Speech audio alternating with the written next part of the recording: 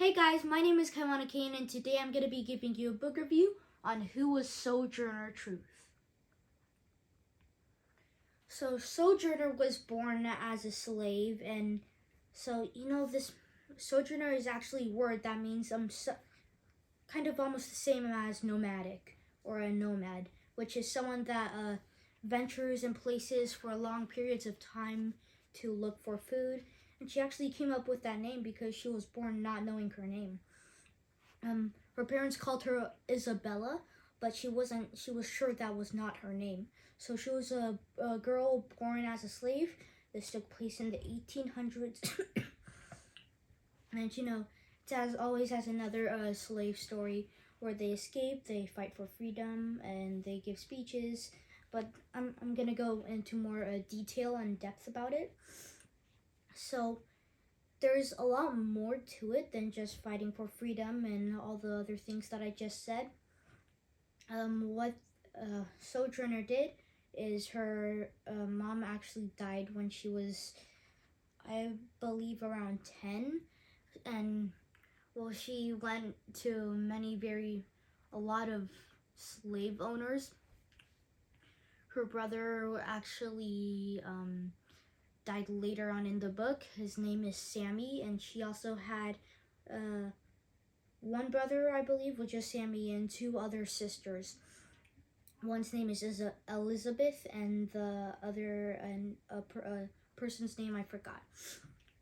But what she did is, when she got out of the wrath from the slave owners, she actually got captured by another one, and then finally her last one. But then she escaped. She fought for freedom. She did a lot of speeches around, I wouldn't say around the world, around the country.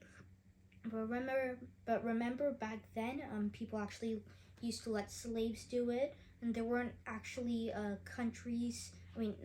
states in like the kind of west part. Of course, there are California and Oregon, but there was the Wyoming territory, Utah territory, unorganized territory, and also a lot of stuff like that.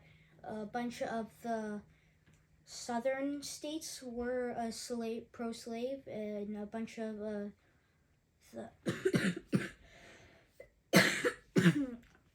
sorry, I'm getting over a cold right now. A bunch of the northeast states, like I guess you could say New York, Maine, all those cities on the top part of the United States, they're all anti-slavery. So there was a law that was passed that she could travel to those countries, and she couldn't be shipped to another country to become a slave. And so yeah, she went around all the country giving speeches. She gave one speech, and she sold her book 200 times one night, which might not seem a lot, but back then it was a lot. That was a lot of books. And also think about the money. I don't know, maybe $300, $400. You may not think, maybe $600, $500. You may not think that's a lot of money, but back then it was a lot of money. So she was very happy from that speech. It actually shows parts of her speech in this book, and yeah, I really like this book. Decent size. Again, she was a girl born a slave, a woman who gave herself a new name and a new life. Sojourner Truth. Her brother Sammy died when she was older, and I believe she lived till 81. An early leader fighting for the rights of black and women. She also teamed up with Susan B. Anthony.